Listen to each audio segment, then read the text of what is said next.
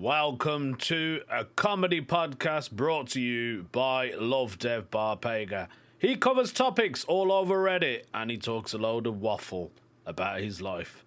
It is episode 149. Ring the doorbell!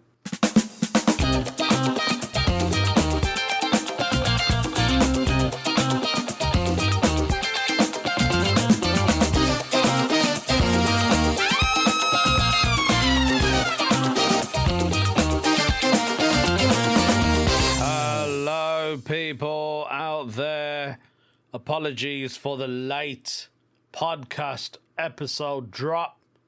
Normally it's 9 a.m. GMT, Greenwich Mean Time.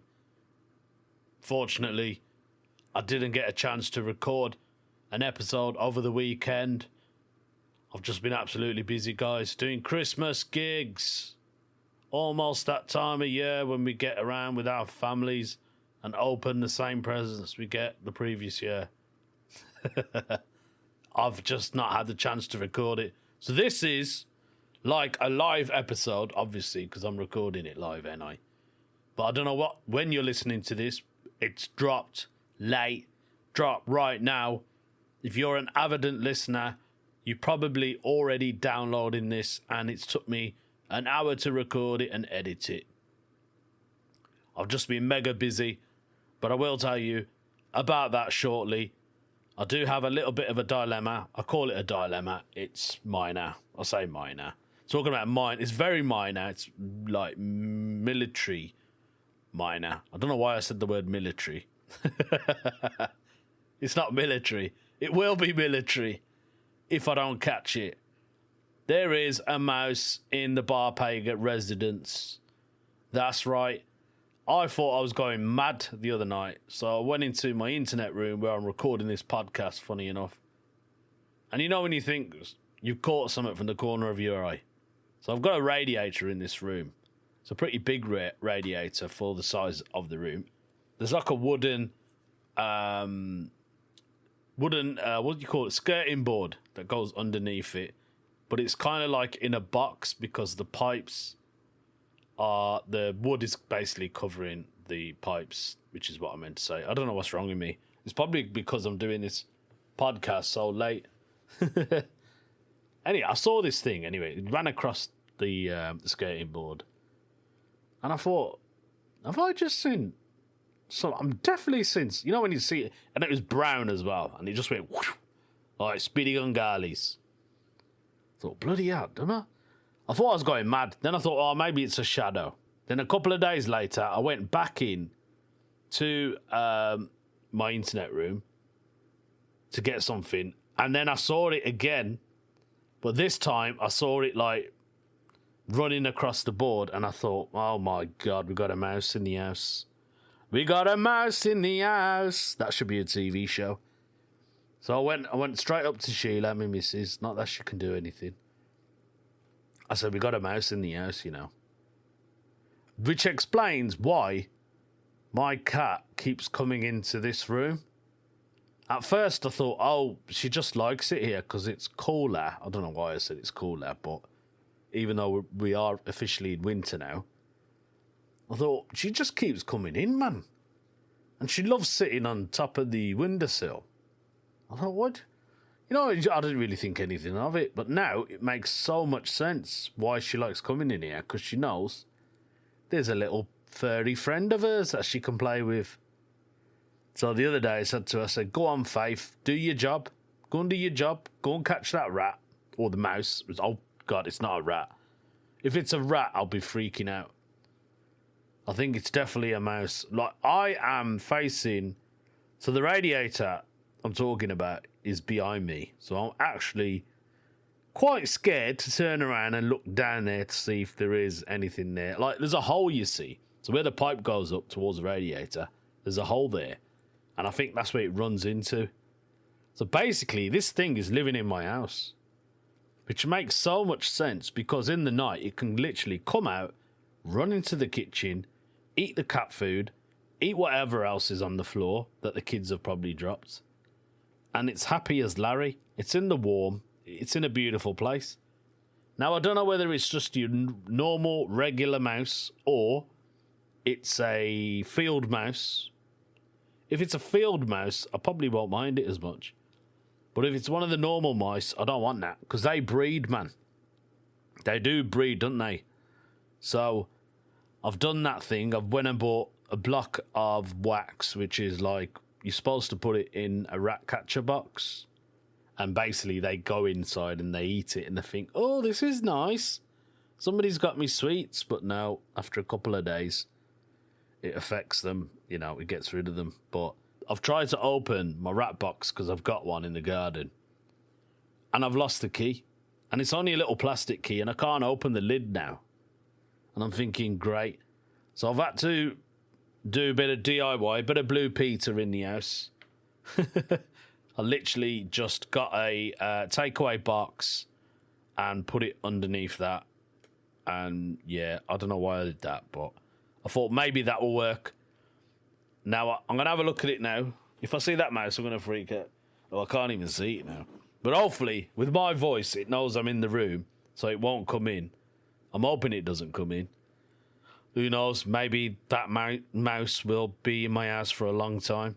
As long as it doesn't breed. If I start seeing other mice, then I'm going to freak out.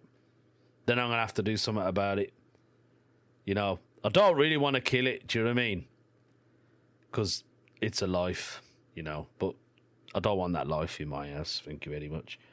Apart from that, yeah, I've just been mega busy, so apologies again. That was my watch. Just bleeping to tell me I've got an email and another email. Why'd you got to keep telling me I got an email? So yeah, I've been busy, guys. I can't even think where I have been gigging. This week I was in Fladbury Village, which is in Worcestershire. Little place called Pershaw. That was a lovely gig. Did that on Saturday. Friday I was in an RAF club. RAF club had a couple of Karens in the audience who didn't agree with my material, unfortunately. You know when you see them nodding their heads and you think, oh, here we go. Yeah, that was one of them. And then last night I was in Bolton doing a boxing ring event. Yeah, I know, boxing. I'll tell you what, I walked in, I thought, wow, this is going to be good. But when everyone started coming in, they're all lads, all men. So it was like a man's night. They had strippers and everything, right? I thought, this is going to be terrible. When I was doing my comedy on the boxing ring inside it, they just weren't even listening. They were just chatting. And I honestly, at one moment, I thought, this is like just me practicing in my own bedroom, talking to myself. That's what it generally felt like. It was horrible, man. I wouldn't do it again. I doubt I'd do it again. Unless I got offered really good money. So they offered me more than $1,000, I would do it again. But that was that. And guess what, guys? I've got a new thing that I'm going to do. It's called Confession. Confession's a place to set guilt free. Let's see if Lovdev can help or disagree. Let's see if I can help or disagree. Right, confession time. This is obviously on the Reddit that I always use. Let's try it out. Maybe it's a good piece of bit that will work on the podcast. I don't know. I'm just trying to be a little bit different. This confession has been posted by Trime Transition. And their confession is, when I worked in retail once, my manager told me I smelt bad. Wow, your manager told you smelt bad. Is that because, before I read everything you put down, is that because you've had problems with your shower or bath not running any hot water, your boiler wasn't working, or you didn't pay your gas bill, or you just couldn't be bothered to wash? Let's see what the Time Transition has to say. It was December 23 and it was really cold winter, and I think I didn't take a shower for 4 or 5 days. There we go, they didn't have a shower. I used to work 6 and 8 hours every day. That's 6 to 8, by the way. 2 shifts a day. So one day, my manager told me she wants to speak to me about something. Thank God we were both alone that day. It was around 11 a.m. She told me, some customers told me you have a bad smell, and I can smell you right now also. I obviously was very shocked. Well, no surprise there, mate. This was the first time someone told me something like that. So I acted shocked. Of course, she told, you must shower every day before you work with soap and wash your clothes. Sounds like your mother, mate. I said, of course I shower and wash my clothes. I lied because I'm lazy. She asked me if I washed my clothes on the machine or by hand. I said by machine. Oh, he's put in brackets. Lie, I didn't wash my clothes for a week at that time, I think.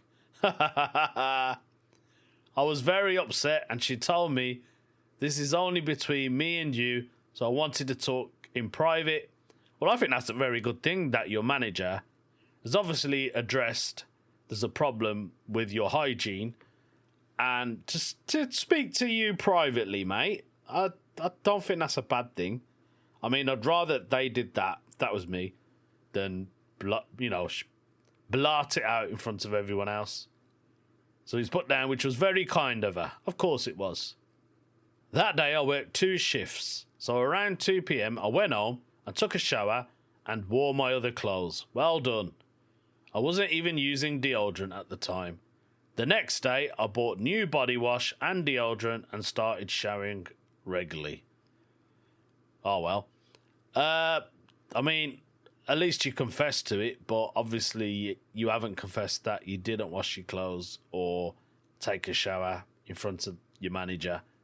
But you've told the rest of the internet. Well done to you. I don't use a deodorant. I use a cream. So it's a cream that you can get from the Afro-Caribbean shops. It's like a body cream. It's basically got a fragrance in it. So the cream is good for your skin and it leaves a nice scent. That's one thing I hate. I don't like to smell bad.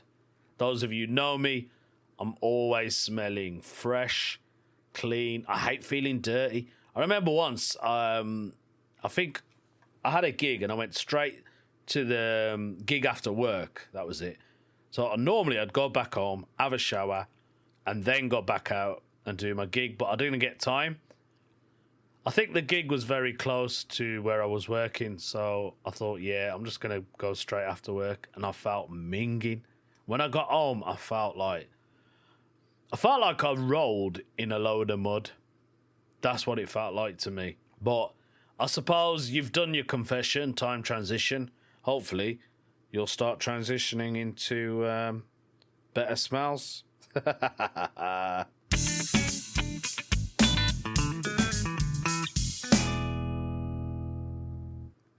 Had some fence panels delivered today.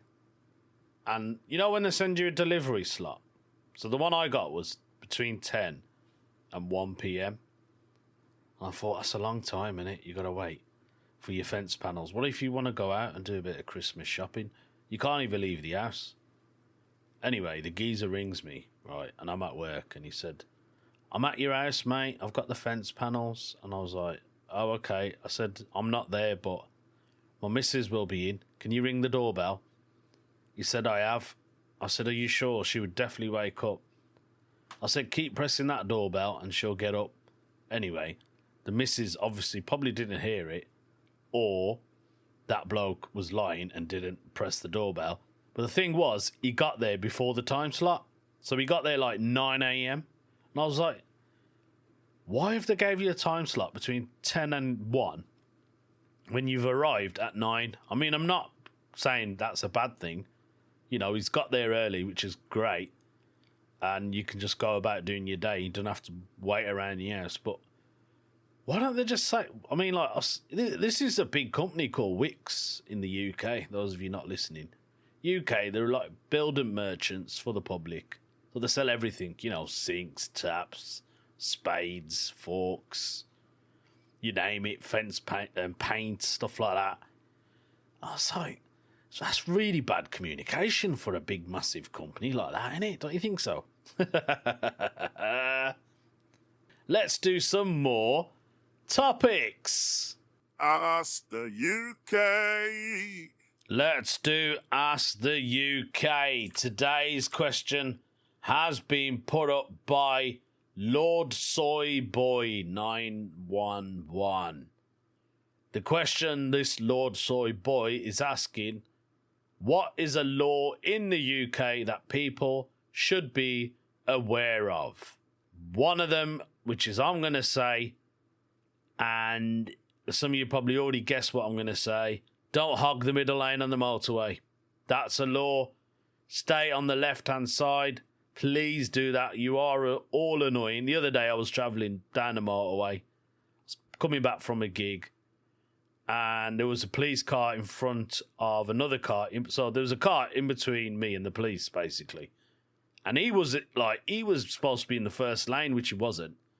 And then the police went in front of him and said, move to the left. Stop hogging the lane. I was reading it, because it goes across on the screen. Move to the left. Stop hogging the lane. So I kept flashing him. And then he literally just, he went over. So that's one of the rules that I know you can't do. Because a lot of people are not aware of that.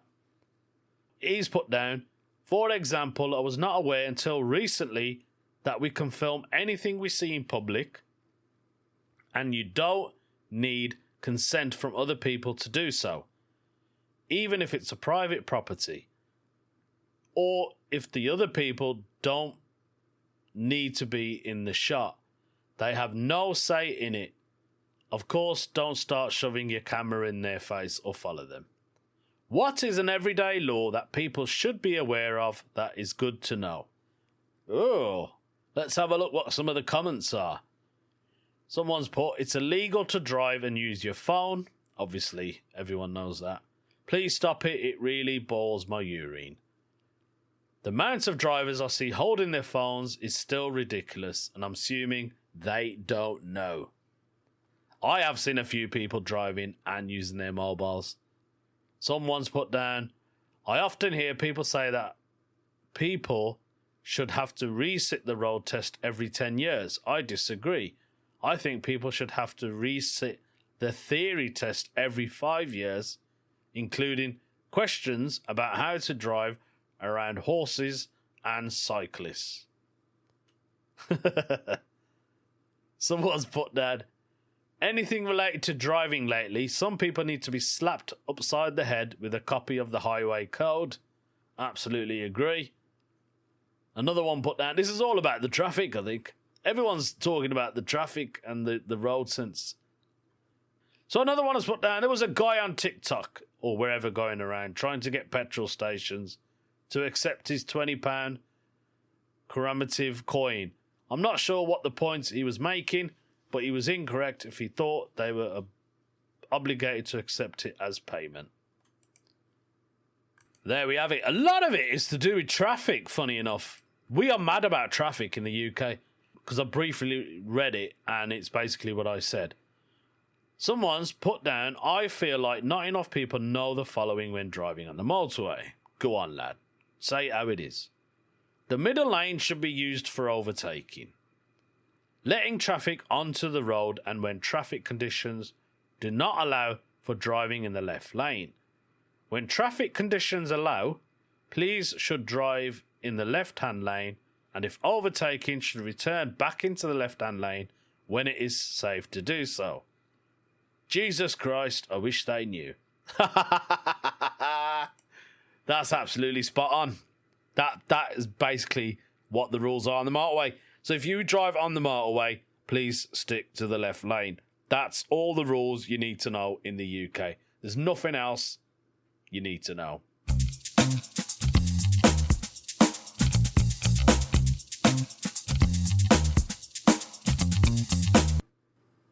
Let's crack on with the show and do this. Oh, that's interesting.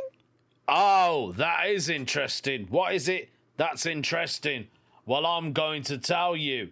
So I found this one on the old internet.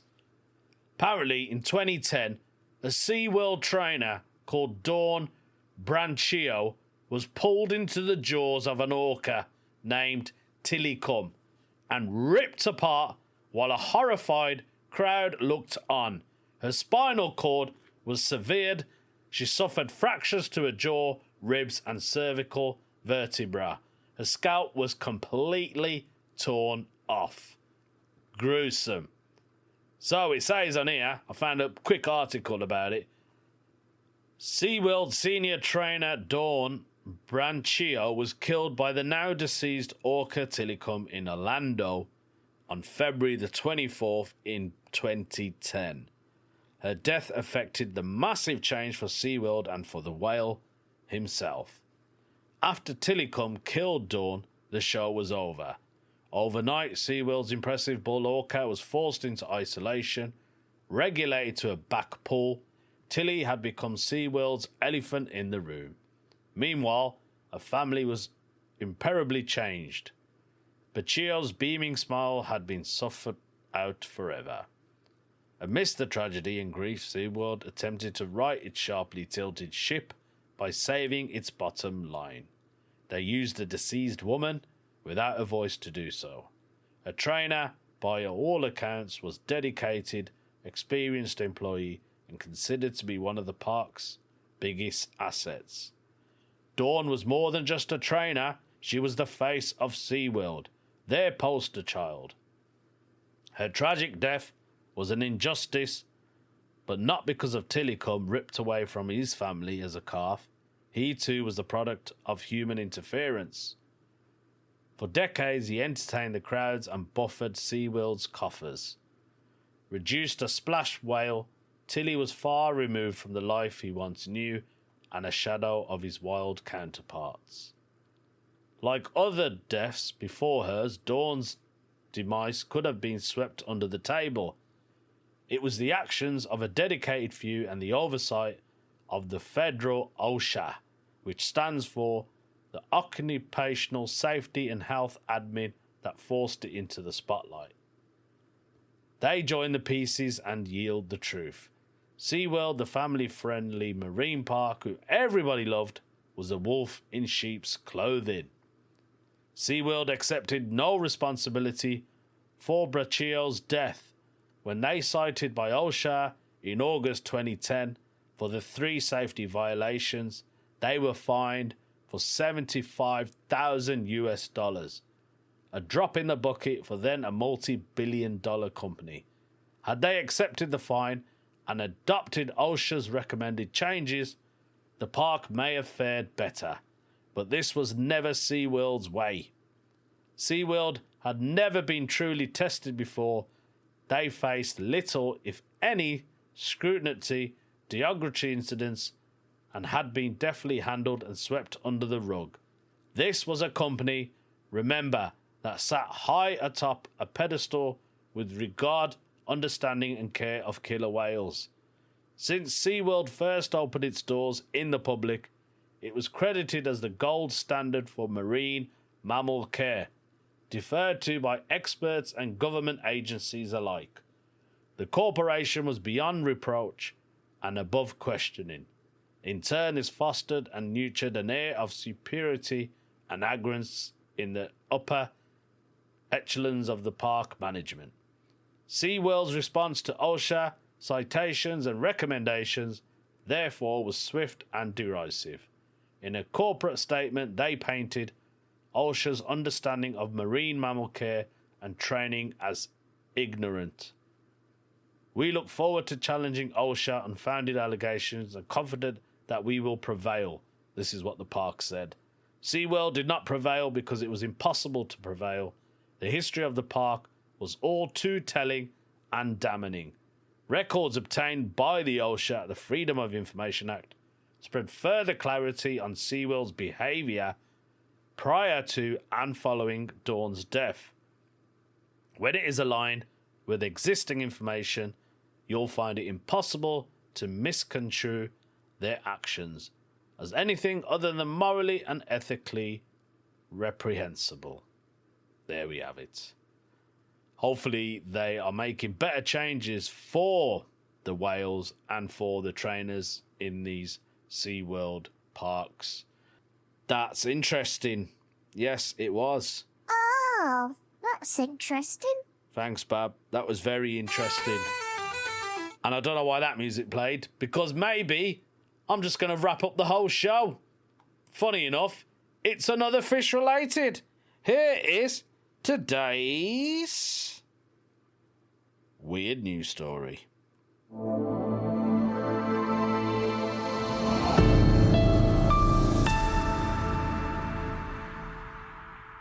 Oarfish keeps washing ashore in California.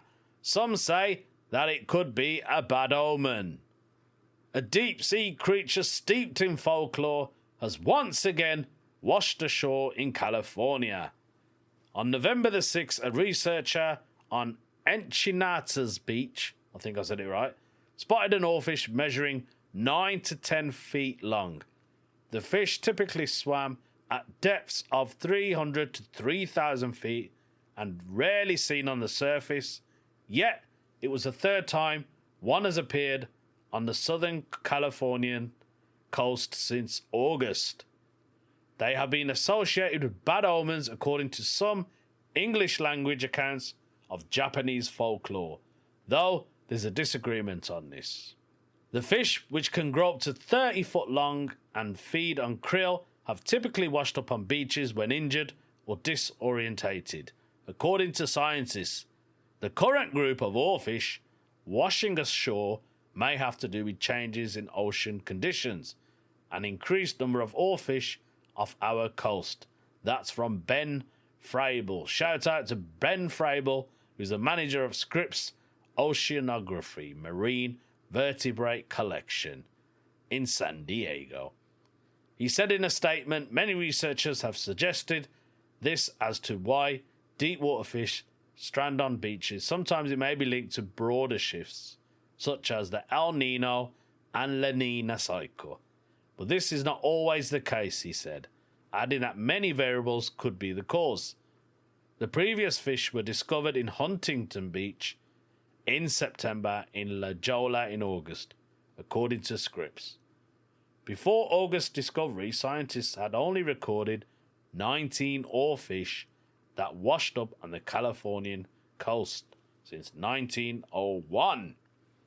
Oarfish have been found around the globe, but one particular country's history with the fish has gathered the most attention: Japan.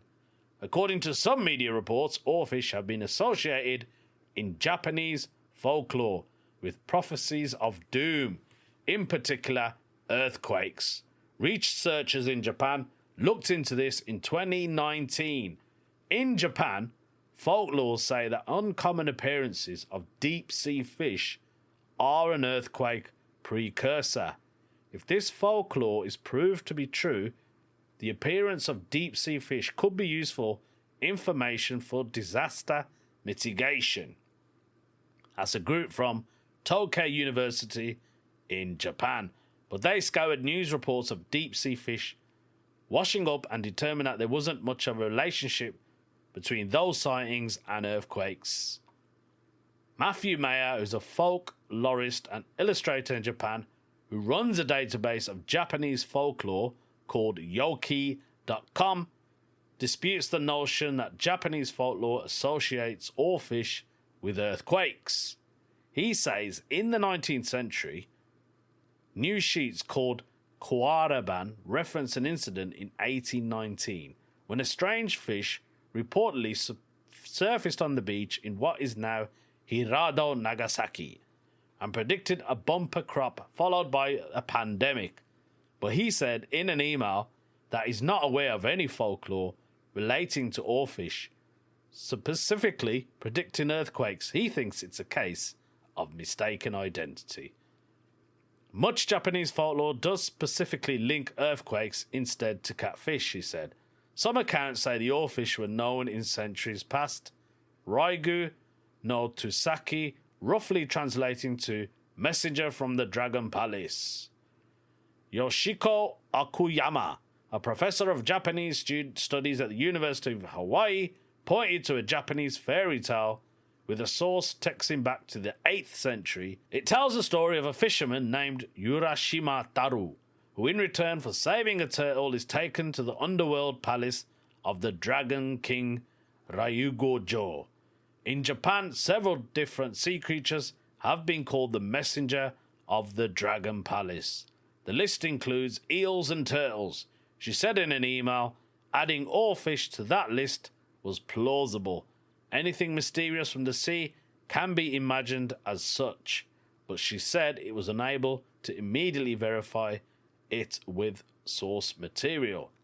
So Maya's database of Japanese folklore describes Ryugu no Tusakai as large fish with human head, horns, long hair, and sometimes beards. In a retelling of a legend on the database, the creatures were a bit of a mixed bag. They foretold of death and disease, but said people would be saved so long as they hear my message. Maya also disagrees. They were saviors and their appearance was a positive one. That is it. There we go, folks. That is today's episode. As I said, sorry it's a bit late, but hey, you still got it in the end, didn't ya? Remember, like, share, leave a comment. It really helps with the algorithms. If I don't see you again, hopefully I'll be back on track next week, Monday. Have a lovely Christmas.